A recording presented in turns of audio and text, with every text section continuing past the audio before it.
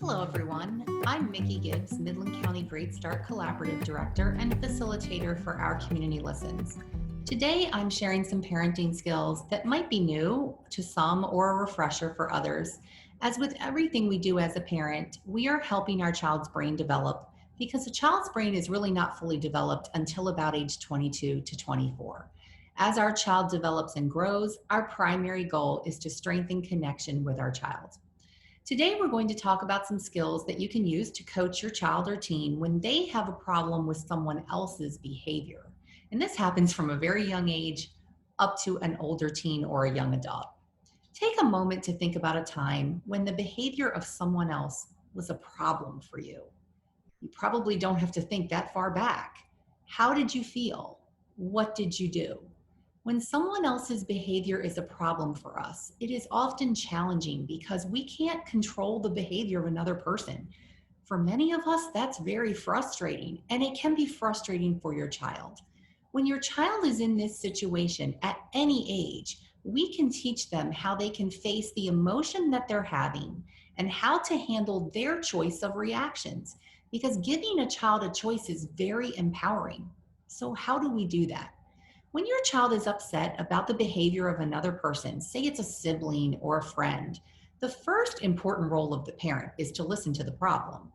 We need to use tools such as silence, avoiding questions about the problem, and really trying to keep your child talking about the problem. The goal here in this part is to reduce your child's emotions and the level of their emotions so that they can think logically through their choices. So step number one is listen to them. Let them get that problem out, and you'll start to see their emotional level go down a little bit. Step two is to acknowledge the feeling they're having as a result. We can say something like, "It sounds like this is very frustrating for you." The feeling they're having needs to be acknowledged, but their emotional level has to come down for them to think logically. So step three is to coach them through those three choices, because there's only three options in response to the behavior of another person. Those are: number one, we can simply let it go. Number two, we can change the situation. Or number three, we can confront the other person. So what would this look like for a child? Let's examine what these look like in two different situations. Let's first think about a very young child. Maybe the child is 4 or 6 years old. They come to their parent because their sibling took their toy away. As a parent, we've all been there. Remember, first, we need to listen. We ask the child to tell us what happened until we see their emotions have really vented significantly and their emotional level has come down. They're not crying anymore. They're not yelling anymore. They've talked it out. The first option for that child is to let it go. And this is often interesting in a very young child, because I don't know about you, but for my children, they would come downstairs to me and tell me about this big problem because their sibling took a toy away. And then suddenly they change the conversation and move on. It's not uncommon to see a young child be crying about their toy being taken away and they're yelling and screaming. And then all of a sudden they say, "Can I have a cracker?" They have actually moved on. They've chosen to let it go. Or we might simply see option two, which is to change the situation. They decide they're going to play in another area or they're going to find another toy. In both of these instances, the child has made the choice to move on without confronting the sibling. When my children were young, I often saw my children make these choices. I sometimes would force them to confront their sibling because I couldn't let it go. But that was for me, not for them. Respecting these choices in your child is important. When children let a problem go or they change the situation, it is their choice, and it is influenced by their personality, their age, their behavior style, and so much more.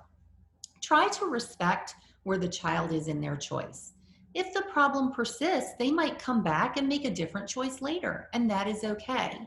Because the third choice is that they wish to confront the sibling about the toy, and depending on their age, you need to help them do that. You will want to encourage them to tell their sibling the feeling they're having, describing the behavior, the taking away the toy, and the impact of the behavior. We would not want to allow our other child to develop unhealthy behaviors like taking toys away. But we don't always have to force a child to confront the other. We need to balance that and we need to respect our child's decision. Let's look at another scenario, maybe let's say a teenager whose friend is not letting them sit next to them at the lunch table. Again, not an uncommon problem. And don't forget, your first job is to listen to the problem. With a problem like this, that's maybe a little more serious, you might need to listen to your child vent their emotions and talk about this problem many times over, say, several months. As they express the problem, they can come to their own decision over what to do.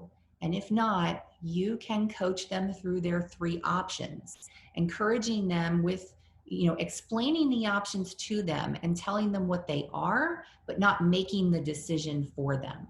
Let them land on their decision. They might choose to ignore the behavior of the other team.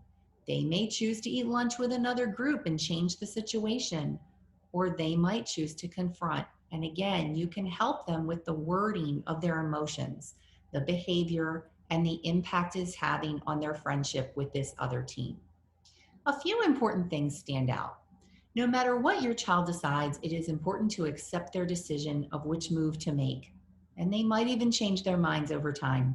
They might try one option and then need to try another. They might try one and fail and need to think through it again. The parent's job is not to make the decision for them, but to talk about the choices they have and empower their creative thinking and decision-making skills. Also, don't forget to use these moves in your own life. And as your child grows older, you can talk out loud about your problem with another person and how you are working through these three choices and what you decide. It's good to model these behaviors for your child. One recommendation I would have is be sure to pick problems where the other person is not necessarily someone close to the child if you're going to use examples in your life. So for example, I wouldn't necessarily talk about how you're using this with problems you have with the other parent, particularly when a child is young, but you can talk about maybe a problem you have at work or with a friend. Those are great examples to use. Our brains have an emotional area and a logical area, and they sort of function like siblings that have a love-hate relationship. The emotional area is kind of like the bigger older brother. We have to give that area of our brain a chance to let it out and calm down, or it's going to bully the logical portion of our brain. When we listen to the problem, we calm the emotion down, and then we're able to access the logic in our brain that can help us think through these choices. Emotions are important and they play a key role, but I like to say always give your logical brain the last word. And when we as a parent do this and we model and coach for our child to give their logical brain the last word, our relationship grows stronger and our connection grows. We help their brain develop and we help grow their emotional intelligence. Thank you for joining me today.